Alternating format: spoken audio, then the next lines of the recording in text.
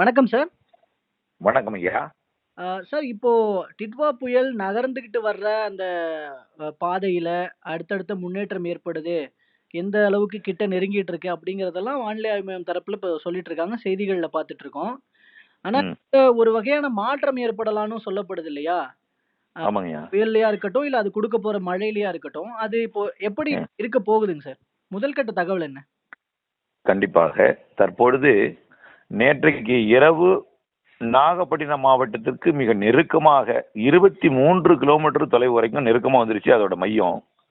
இதன் காரணமா நேற்றைக்கு நாகப்பட்டினம் மாவட்டத்தின் ஒட்டுமொத்த பகுதியிலையுமே கடலோர பகுதியில் காற்றுடன் கூடிய கனமழை இருந்துச்சு. மழையை விட காற்று கடும் அச்சுறுத்தலை கொடுத்தது. அதே போல மயிலாடுதுறை, காரைக்கால் பகுதியிலையுமே இருந்தது, கடலூர் வரைக்கும் இருந்தது நேற்றைக்கு இரவு. அதற்கு பிறகு அந்த நிகழ்வானது 23 40 கிலோமீட்டர் என்ற அளவில் விலகி காரைக்காலுக்கு கிழக்கே சென்றது. இன்று காலை ஒரு 11:30 மணி அளவிலே கடலூருக்கு கிழக்கே 100 கிலோமீட்டர் வரைக்கும் விலகி சென்று விட்டது. ஆனால் விலகி சென்றாலும் மீண்டும் தமிழ்நாட்டின் கரையை நோக்கி நெருங்கி வரும் என்பதில் மாற்றம் இல்லை. ஏற்கனவே எதிர்பார்த்தது 25 கிலோமீட்டர் என்பது வட தமிழ்நாட்டுக்கு எதிர்பார்த்தது டெல்டா மாவட்டத்துக்கு நெருக்கமாக வந்துவிட்டது. மீண்டும் வட தமிழ்நாட்டின் கரைக்கு 40 முதல் 60 கிலோமீட்டர் வரைக்கும் நெருக்கமாக வரப்போகிறது. அதாவது 100 இன்னும் குறையும், நெருங்கி வரப்போகிறது. மாமல்லபுரத்திலிருந்து நெருங்கும் என்று எதிர்பார்க்கப்படுகிறது. அது இன்றைக்கு இரவு நவம்பர் 30 ஞாயிற்றுக்கிழமை இரவிலிருந்து மழைப்பொழிவை தொடக்கும். இது விலகி இருக்கிற காரணத்தினாலதான் மழை பெரிதாக இல்லாமல் கொஞ்சம் விட்டு விட்டு லேசான மழையாக வடகடலோர மாவட்டங்களில் இருக்கிறது. மீண்டும் இன்று மாலையிலிருந்து நெருங்கி வந்து மதியம் எதிர்பார்க்கப்பட்ட தொடர் மழை பொழிவு இன்று மாலைக்கு மேல் இரவிலிருந்து கொடுக்க போகிறது சென்னைக்கு.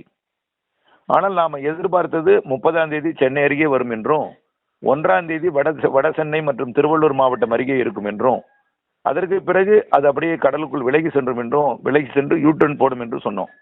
அதற்கு பிறகு ரொம்ப லாங் யூடர்ன் போட்டு ரொம்ப தொலைவில் வரும் என்று நினைத்தோம். ஆனால் இப்பொழுதைக்கு சென்னை அருகிலேயே நின்று யூடர்ன் போட போகிறது நாளை. அதாவது 1ஆம் தேதிக்கு பிறகு 2ஆம் தேதி, 1ஆம் தேதி இரவு, 2ஆம் தேதி அதிகாலையில்.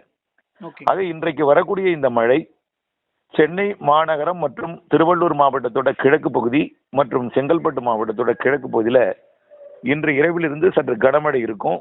அவ்வப்பொழுது மிக கனமழை பொழிவு இருக்கும். ஆனால் மணிக்கு 1 சென்டிமீட்டர் வீதம் அல்லது அரை சென்டிமீட்டர் 3/4 சென்டிமீட்டர் என்ற அளவில் இருக்கும். 24 மணி நேரத்திற்கு 24 சென்டிமீட்டருக்குள்ள தான் இருக்கும், அதிகமா போயிடாது இன்றைய மழை. இன்றைக்கு 30ஆம் தேதி இரவும், நாளைக்கு 1ஆம் தேதி முற்பகலும்.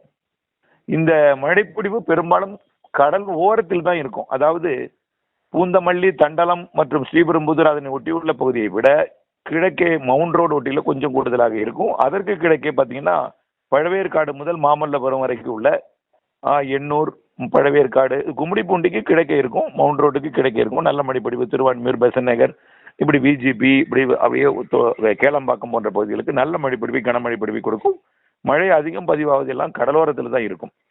ஆனால் இது ஒரு பெரிய அச்சப்படுத்தும்படியா இருக்காது. ஏன்னா ஒரு புயல் வந்து கரையை கடந்தால்தான் ஒரே நேரத்தில் ஒரு 25 சென்டிமீட்டர் கொட்டி தீர்க்கும். ஆனால் இது அப்படி அல்ல. நெருங்கி வரும்பொழுது அப்படியே மெல்ல மழைப்பொழிவை கொடுத்து கொண்டே, சீராக மழைப்பொழிவை கொடுத்து கொண்டே இருக்கும். பெய்ய பெய்ய பெய்ய பெய்ய வடிந்து கொண்டே இருக்கும், ஓடிக்கொண்டே இருக்கும். பிறகு விலகும் பொழுதும் பெய்து கொண்டே இருக்கும், தொலைவில் வரும்போதும் பெய்து கொண்டே இருக்கும். ஆக பெய்ய வடியே இருக்கும் என்பதனால பாதிக்கும் மழையாக இருக்காது. ஆனால் ஒட்டுமொத்த ஒரு நாள் 24 மணி நேரம் மழைப்பொழிவை கூட்டினால் 24 சென்டிமீட்டர் வரும். அப்படித்தான் இருக்கும். அதற்கு குறைவாக இருக்கத்தான் வாய்ப்பு இருக்கு. 18 20 சென்டிமீட்டர் வரை கூட இருக்கலாம். இதற்கு மேல போவதற்கு வாய்ப்பு இல்லை. ஆனால் இந்த நிகழ்வு சென்னைக்கு கிழக்கே வரக்கூடிய திருவள்ளூர் மாவட்டம் மற்றும் பழவேற்காடு, அதிகபட்சமா போனீங்கன்னா ஸ்ரீஹரிகோட்டா வரைக்கும் சென்று அங்கே மீண்டும் கிழக்கு நோக்கி திரும்பி தெற்கு நோக்கி திரும்பும். அதாவது யூட்டர்ன் என்றால் மேற்கு நோக்கி திரும்பாது, கிழக்கு நோக்கி திரும்பி தெற்கு நோக்கி திரும்பும். அப்படி அந்த யூட்டர்ன் போடும் பொழுது எப்பொழுதுமே ஒரு நிகழ்வு திசை மாறும் பொழுது வேகமும் மாறும். திசை மாறும் பொழுது வேகம் மாறும். வேகம் மாறும் பொழுது தேக்கம் ஏற்படும், மேக குவியல் ஏற்படும். இதனால மழை பொழிவு கொஞ்சம் கூடுதலாகவும் வாய்ப்பு இருக்கிறது. கூடுதலானாலும் அதுவும் ஒரு அடுத்த நாள் அதுவும் ஒரு 15-18 சென்டிமீட்டருக்குள்ளதான் இருக்கும். பெரிய பாதிப்பை ஏற்படுத்தி விடாது. ஆக மழைப்பொழிவு 2ஆம் தேதியும் தொடர்வதற்கு வாய்ப்பு இருக்கிறது என்ற கூடுதல் தகவலாக இப்பொழுது தெரிவிக்கிறேன். பிறகு 3ஆம் தேதி திரும்பியதும் 3ஆம் தேதி அது செங்கல்பட்டு மாவட்டம் மற்றும் கடலூர் மாவட்டத்துக்கு அப்பால் அது கடலிலேயே தெற்கு நோக்கி திரும்பி சென்னையில் திரும்பும் பொழுதே அது புயல் என்ற பெயரை இழந்து விடும். இங்கேயே இழக்க வேண்டியதுதான். நாகப்பட்டினம் மாவட்டத்தில் இழக்க வேண்டியது இன்னும் இழக்காமல் விலகி சென்றிருக்கிற காரணத்தினால, ஆழ்கடலுக்கு போயிருக்கிறதுனால தொடர்ந்து தீவிரமாக இருக்கிறது. மீண்டும் சென்னைக்கு அருகே வரும்பொழுது செயலிழக்கும், இழந்து திரும்பும். அப்போ ஆழ்ந்த மண்டலமாகவும் மீண்டும் தெற்கு நோக்கி திரும்பும் பொழுது மிக ஒரு ஒரு டிப்ரெஷனாக, அதாவது ஒரு காற்றழுத்த தாழ்வு மண்டலமாகவும் செயலிழக்கும். அது கடலூருக்கு அருகில் வரும்பொழுது ஒரு வெல் மார்க் லோ பிரஷராக மாறிடும். தெற்கு நோக்கி தான் வரும், தென் மேற்கு நோக்கி வரும்னு சொல்லலாம். கடற்கரையை ஒட்டியே டெல்டா நோக்கி வரும் மீண்டும். ஆக டெல்டா நோக்கி வரும்பொழுது அது ஒரு காற்றழுத்த தாழ்வு பகுதியாக, காற்று இல்லாத ஒரு அமைதியான ஒரு தாழ்வு பகுதியாக கரையை அடைந்து தமிழ்நாட்டின் அனைத்து மாவட்டங்கள் ஊடாக, தென் மாவட்டங்கள், மத்திய மாவட்டங்கள், வட மாவட்டங்கள் எல்லாம் அடைத்துக் கொண்டு ஒரு பரந்த பரப்பிலே மேற்கு நோக்கி நகர்ந்து விடும். அதனால நகரும், மிக மெல்ல நகரும். இதனால வரக்கூடிய 4ஆம் தேதியிலிருந்து 8ஆம் தேதி வரை தமிழ்நாட்டிற்கு உள் மாவட்டங்களுக்கும் மழை பெய்யாத அனைத்து மாவட்டங்களுக்கும் மழை எதிர்பார்த்து கொண்டிருப்பவர்களுக்கும் இந்த நிகழ்வு வரக்கூடிய 4லிருந்து 8ஆம் தேதி வரை மழை பொழிவை கொடுக்க போகிறது எனலாம். ஓகேங்க சார். இந்த புயலினுடைய இந்த மாற்றத்துக்கு என்ன காரணம்? இப்போ பொதுவா வந்து இந்த கடற்கரையோரத்துல கொஞ்சம் 50, 50ன்ற மாரி கரையில ஏறி அப்படியே கடந்து கரைய தொட்ட மாதிரி டிராவல் பண்ணி வரும்னு சொல்லியிருந்தாங்க. ஆமா. ஆனா இப்போ திடீர்னு இப்படி உள்ள போனதுக்கான காரணம் என்னவா சார்? அதாவது உள்ள போனதுக்கு முன்னாடி மழையும் குறைந்திருக்கு. நாம் எதிர்பார்த்தது பாதிக்கும் மழை, மூழ்கடிக்கும் மழை நாம் எதிர்பார்த்தோம். அப்போ அதை ஏன் எதிர்பார்த்தோம்னா, அரபிக்கடலிலே ஒரு லட்சத்தீவு அருகே ஒரு காற்றழுத்த தாழ்வு பகுதி இருந்தது. அந்த தாழ்வு பகுதி குமரி கடலிலிருந்து கடந்த ஒரு வாரத்திற்கு மேலாகவே அங்கே நீடித்துக் கொண்டிருந்தது. இங்கே இருக்கும் பொழுது சென்னை வழியாக கடந்த ஒரு நிகழ்வின் பொழுது கூட கடும் குளிரை கொடுத்து கொண்டிருந்தது. அப்போ அது டெல்டாவிற்கும் குளிரை கொடுத்தது, பெரிய மழைப்பொழிவு கொடுக்கவில்லை என்று சொல்லி கூட பேசிக் கொண்டிருந்தோம். அது டெல்டாவிற்கு தெற்கே மட்டும் மழைப்பொழிவு கொடுத்தது. வேதாரண்யம் எல்லாம் பாதிக்கும் மழை, திருநெல்வேலிக்கெல்லாம் குற்றாலம் எல்லாம் வெள்ளப்பெருக்கு ஏற்படுத்தி விட்டு பிறகு அது அப்படியே மேற்கு நோக்கி நகர்ந்து லட்சத்தீவு வரைக்கும் நீடித்துக் கொண்டிருந்தது. அந்த நீடித்துக் கொண்டிருந்த நிகழ்வு வட இந்திய குளிரலையை, அதாவது இமயமலையிலிருந்து வரக்கூடிய குளிரலையை தன்னோட சேர்த்து அதன் கட்டுப்பாட்டில் கொண்டு போய் தன் பக்கம் சுழன்று கொண்டிருந்துச்சு. தீவிரமடையாமலே குளிரலையின் சுழற்சியில இருந்துச்சு. அப்ப குளிரலை திசை மாறி இருந்தது அரபிக்கடல் லட்சத்தீவு பகுதியை நோக்கி. அப்ப இலங்கை வரும்பொழுது நம்முடைய பகுதி வழியாக குளிரலை பெரிதாக வரவில்லை, அளவான குளிரலை வந்தது. கொஞ்சம் வட இந்திய நிலப்பகுதியில் இருந்த குளிரலை மட்டும் வந்தது, இமயமலை குளிரலை வரவில்லை. ஆனால் இது இலங்கை தாண்டி இலங்கையெல்லாம் பெரிய அளவிலே பாதிப்பை ஏற்படுத்திவிட்டு கோடியக்கரை முனை வரும்பொழுது அரபிக்கடலில் இருந்த நிகழ்வை தன் பக்கம் ஈர்த்து செயலிழக்க வைத்து விட்டது. இது இலங்கையில் இருக்கும் பொழுது இழுத்து விட்டது. வரும்படியிலே கொஞ்சம் கொஞ்சமா செயலிழந்து வந்து அதோட காற்று இதோட வந்து கலந்து விட்ட காரணத்தினால அரபிக்கடலிலே நிகழ்வு இல்லாமல் போனது. அரபிக்கடல் நோக்கி சென்று கொண்டிருந்த இமயமலை குளிரலை இதற்கு வந்து விட்டது, நம்முடைய வங்கக்கடல் நிகழ்வுக்கு வந்து விட்டது. ஆக ஒரு நிகழ்வு மழைப்பொழிவை கொடுக்க வேண்டும் என்றால், ஒரு நிகழ்விற்கு வரக்கூடிய நீராவியை நீராக மாற்ற வேண்டும் என்றால் அளவான குளிர் இருக்க வேண்டும், குளிர்ச்சியும் வேண்டும். எவ்வளவு சதவீதம் வெப்ப நீராவி இருக்கிறதோ அதற்கு சமமாக குளிர் நீராவி இருக்க வேண்டும்.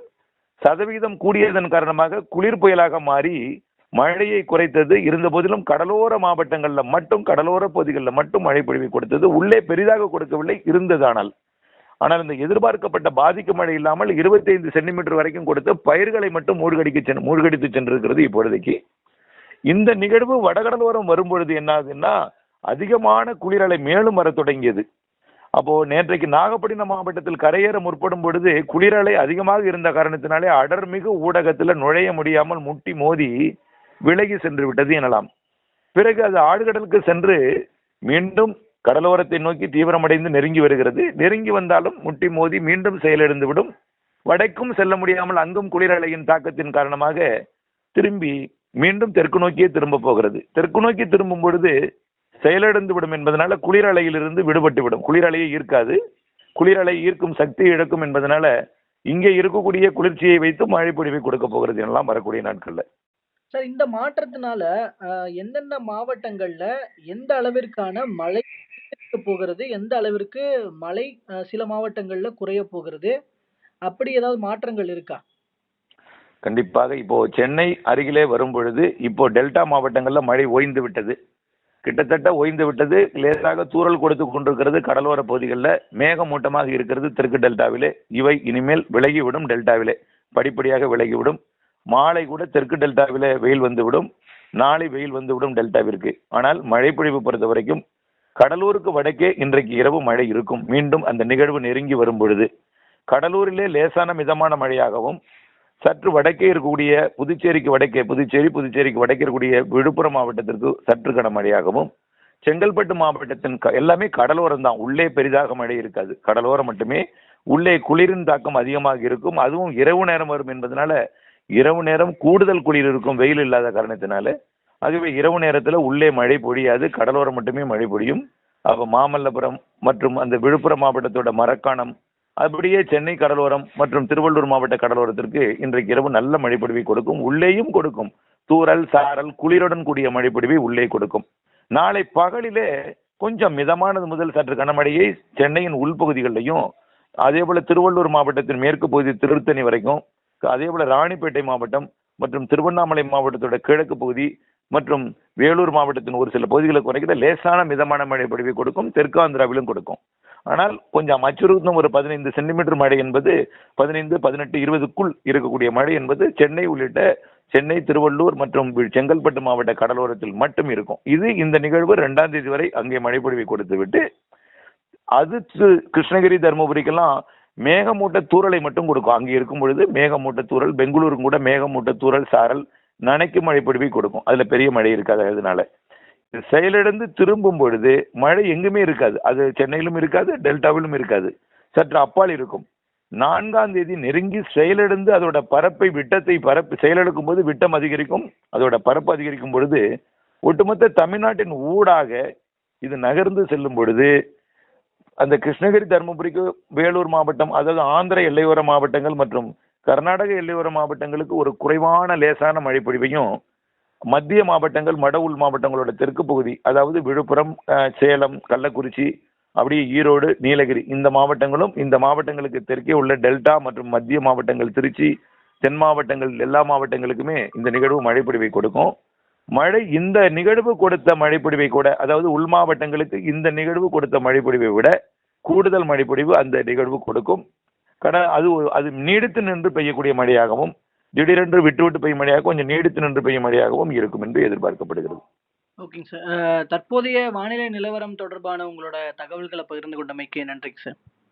நன்றி, நன்றி, நன்றி.